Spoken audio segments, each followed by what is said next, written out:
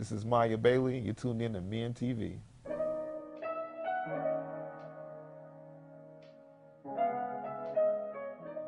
Miya Bailey is, I'm a father, I'm a husband, I'm an artist, community builder, entrepreneur, visionary, humanitarian.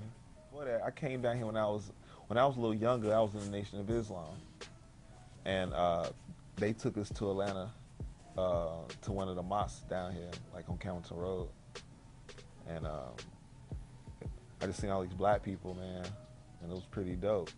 And then when I got a little older, I was about 18, I had gotten a little trouble back home, and I was looking at, one of the, like, I think it was like Rap City or something, on one of them came on at night. And I was looking at rap videos, and they had an Art Institute of Atlanta commercial come up. And I was like, yo, man, there you go. I was like, I'm gonna go to Atlanta. My homeboy ended up moving down here before me, and I ended up coming right after him, and me and a couple other homeboys, we all moved down here together. I used to go to the public library a lot, and I ran across this book called Tattoo by Don Ed Hardy, and it was about just different tattoo cultures, and you had a name to styles, and it was just breaking down all these different things. And I noticed there wasn't any like black people in there, you know what I'm saying? They had Africa, but I'm talking about like black people here in America. I noticed we didn't have any style. We don't have a style of tattooing of our own. So my vision then was to like kind of push that, like kind of lay it down a kind of a foundation of how you could lay down large scale pieces on black skin and dark skin. So it was like me and my other friends, like Lloyd Yada, Tookie Carter, like Red, like a lot of the old school Doolor, like a lot of the old school cats in Atlanta. Everybody was just working hard, you know what I'm saying, and trying to cultivate, something here, and that culture spread all over the United States. I mean, just to me personally, you can do two ways. You can do a balance of social media. You can do a balance of interacting with people face to face. You know what I'm saying? So like doing shows, and anticipating as many art shows as you can, stuff like that. I think it's pretty dope.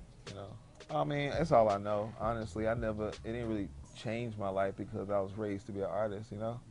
So no, my parents, they raised me, and my family, they raised me to be an artist. They kept me in like art competitions and stuff like that, and it was really dope. You know what I'm saying? It was like I was really competitive when it came to art when I was younger. So they kept me busy in that. And I grew up in North Carolina. We had a good art program, and a lot of after-school programs like the Delta House. We had the Deltas. They had a after-school program right across the street from our junior high school. You can take advanced art classes after school, and they'll feed you and everything. Which gave me the idea to do this Peter Street Station.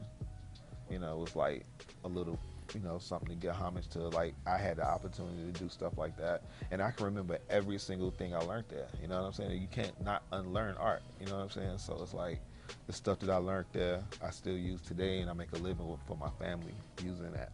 I don't have any experience in that though. So I mean, kind of advice I would tell them probably wouldn't be the best advice. They should probably ask an artist that had to do the same thing. I was raised to be an artist. My family embraced art, and we was really they pushed it on me. Like it was a thing that they knew I could be. So I never had that. I never had anybody telling me I wasn't going to make it being an artist. I didn't have that growing up. So I mean, I just never had it. I mean, you know what I'm saying? But like me personally, I would be like, I mean, if your parents, why you got to convince your parents to be anything? I don't know. I think first thing we do, we install self-esteem and self-esteem in people first, and then with self-esteem that you only worried about what make you feel good,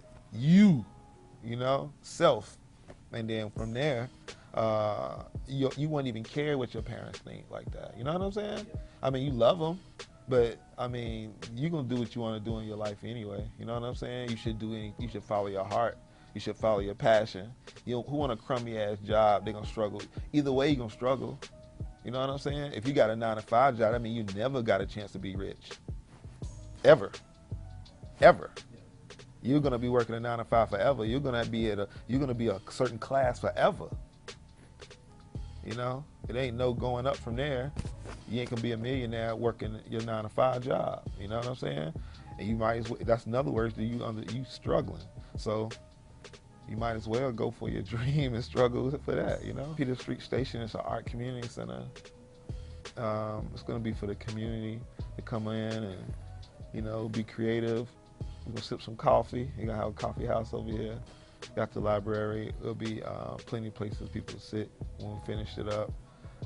People can come in and just draw, create, sip some coffee, network with other artists and groove out and vibe out.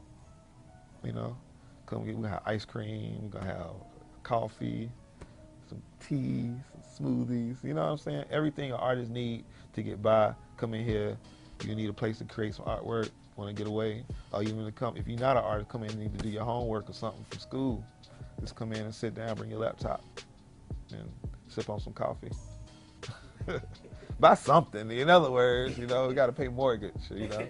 And then the upstairs is a private social club for artists. So it'll be membership only upstairs. To me, it was just common sense. Like I said, I came up with the Delta House and came up, and where I came up from Asheville, we had a good art program. We had good art in the schools. So it was like, I mean, it was just like common sense. If you came from struggle and then you come up and your parents raised you to be a certain way and they gave you the morals that you needed to, and the tools that you needed to make it, you know what I'm saying? And me using my talent, it's like, and then you telling me other parents don't do that for their children, then that means I'm blessed in a way, right? Because I hear that story all the time. I never experienced that. You know, I never experienced doubt of me not making it as an artist. So it was never another thought what else I was gonna do. You know what I'm saying? It was like common sense. So everything to me feel like common sense. So like if you get at a certain point in your life, a certain age in your life, you're supposed to reach back into your community. Just to me being a man and to be a black man, you got a responsibility. I think every single black man, because we're in a critical time, you got a responsibility. You know what I'm saying? Like that's the only way, and you can't be about self. And I'm not rich. I'm not fucking like. I'm pretty blessed to be able to do what I'm doing, man. And that's because I believe in paying forward in some way. You know what I'm saying? Like I believe in karma. You know what I'm saying? And maybe I'm not a perfect human being. So if I try to, you know, like I got my ways and shit too. You know what I'm saying? So I try my best to push as much positive shit in the universe, so maybe I can be blessed in some way. You know what I'm saying? You know, and it works out for me. You know what I'm saying? I just think about, okay, I made this much money today, and then I think about how much that money can actually create a job for somebody. You know what I'm saying? I don't want to do everything. I just want to do my job. So you create jobs for other people, the more you come up in the ladder of success, and then you start your own economy. Then you get those people, you teach them the business, they open up another business, and they create another tribe of business owners. And you know, and entrepreneur. Everybody not could be an entrepreneur. You just got, because you can't be an entrepreneur without some good workers. You know what I'm saying? But the whole thing is, you teach some of these people, you see a shine in them, like, yo, that person, that's a boss in the making. You know what I'm saying? And then that's when you mature and you work with that talent, and then you set him up to be his own owner of his business, to create more jobs for somebody else. I mean, I think it's important because young youth getting to see it. They getting to witness it. Where I grew up at, I didn't have a chance to see a lot of black entrepreneurs. So, like, if you don't see something, then you don't think about it, right? You're like thinking of a brand new color. You can't think of a color you never seen before. You know what I'm saying? So if you never seen a successful black business owner, and you know where you from, then it's not gonna be a thought. You know what I'm saying? So I think the important thing is to see young black people saying, I came from the same thing you came from. I came from the bottom, and I worked my way up as much as I could. You know what I'm saying? And I mean, if I can do it, anybody can do it. And I believe in that strongly. I don't believe in excuses. I just believe in hard work and sacrifice. Period. I think a lot of times it's ego. I mean, I got a philosophy on that. Why a lot of times black men especially, don't get along, right? If you was picking like I do believe that some black people were already here before slavery. Black people were, right? It was some black people here. So they had to be some strong people, right? Native people of this land. Then you had a group of black people who came in here from slavery, right? And you ain't picking the weak ones. You're picking the strongest ones. You're picking a whole bunch of alpha males. You're picking a bunch of alpha male DNA. Come over here, it's the same thing. It's like this.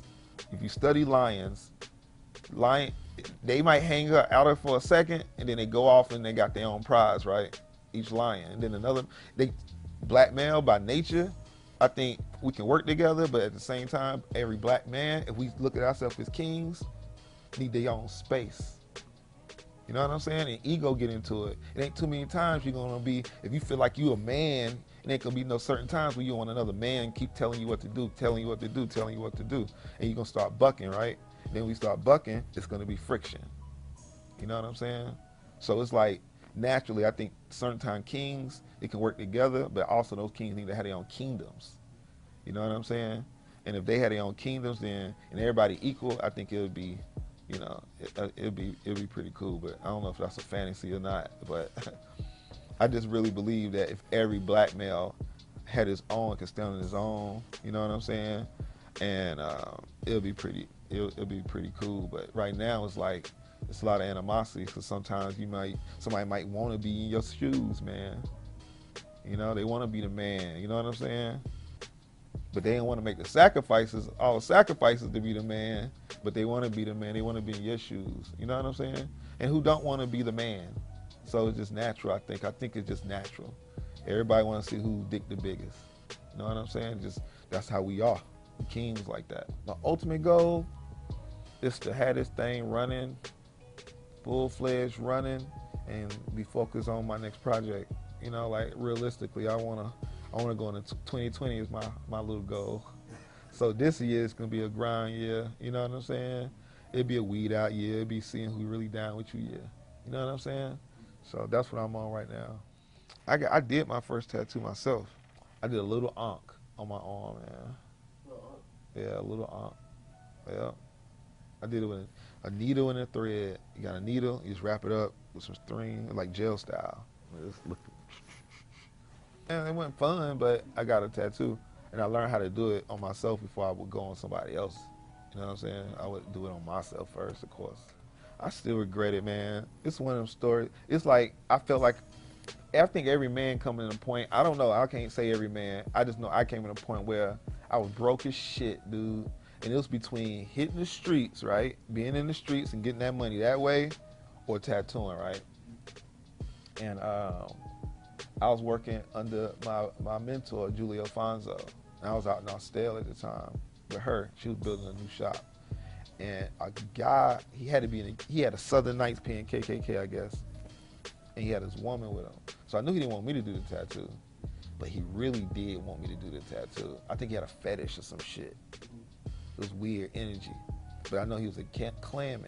The motherfucker was trying not to call me a nigga. He was like, colored? You know, he was just stuttering, like, didn't know what to call me. I like, just call me a man, you know what I'm saying? But Julie was like, Maya, sit back, because she knew I was about to go off.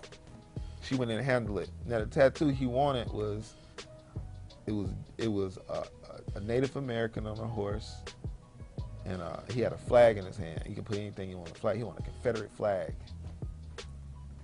A Native American holding a Confederate flag on a horse. Julie was like, oh, hell no. You know, she white. So she like, hell no. She was offended. She was like, hell no. It was $60 then. So she like, fuck that. $600. So she went in thinking like, I'm $600 for that tattoo. And he was like, okay. So we like, oh, hell no. And he wanted me to do it. And I did it, man. I needed the money, man. She like, I did it. She knew I was mad when I was doing it. And she let me keep all the money, because in tattooing, it's like usually a 50-50 deal. So, and I would have really been making $300. But I was like, fuck. She let me keep all the money that day. And I just couldn't do it. I left. I was like, it was my last day in Austell tattooing. I'd rather fucking rob somebody than do that shit, you know? I felt bad about it. Today it still haunt me. It's one of my regrets. Yeah, man, because I never, at that point I said I never sell out for money.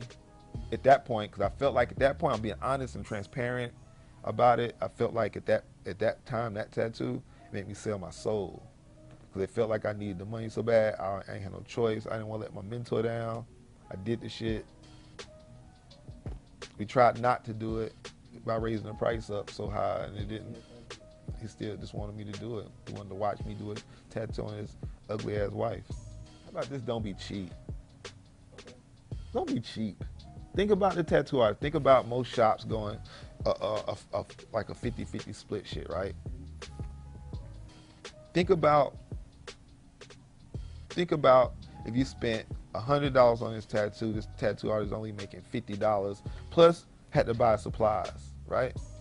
So less than 50% if he bought his supplies, like his needles, tubes, and everything you need, right? Think about how much money that is. That's not really a lot of money. Less money than your tennis shoes, right? Just treat the people with respect, number one thing. And don't go in there just cheap, man. People, that's how they feed their family. Spend some money. Like straight up, man. Like the day of the cheap tattoo should be dead, man. It should be a set standard of prices in every shop right now. Period. Everybody who tattoo should have this. Like everybody, just imagine everybody say, okay, in Atlanta, all tattoos start at this price, no matter what. Nobody undercut nobody. It just started at this price. Don't everybody win? Are people gonna stop getting tattoos? Yeah. So, yeah, that's why I kind of do my own thing, because tattoo artists, man, here, they ain't thinking like that. You know what I'm saying? I'm thinking like ahead of the shit like that. Because who don't want to make more money and have more freedom to do the art they want to do? The more money you make, the more the art that you want to do is feasible. I think every tattoo artist should have a set standard by now. I think it just should be a set standard for tattoos, period, now, like a set price. Say I started $1,000 for my pieces. I try to keep it affordable because I think about this. I think about it. I haven't kept that price minimum for a lot of years, right? Is that it's low enough that if you want to save up your money, if you saved up $250 a month for 4 months, you got your tattoo, right? If you really want something, right? It's a luxury. It's not a needed. A tattoo is not needed. It's a luxury item. Spend the money on a luxury item, dude. You know what I'm saying? Like, spend that shit. So if it's like, if my minimum, like why I do my thing, because I'm like, if a real person, a working class human being or everyday person, if they really want something, they can save up for it. They want to buy a car, they save up a little money every month. They want to buy a computer, camera, or whatever they want to do, they save up. You know what I'm saying? A tattoo is something you're going to have for life. So $1,000 for something you're going to have for life is really not nothing to spend. It's really cheap. So I do it enough. It's low enough for like people who got $1,000 ain't nothing to them. And then the people that got to work to make that, it's still low enough that you can still save up if you really want it. You know what I'm saying? If you really want it. You can't say, I can't afford that, and you got an iPhone. You just can't.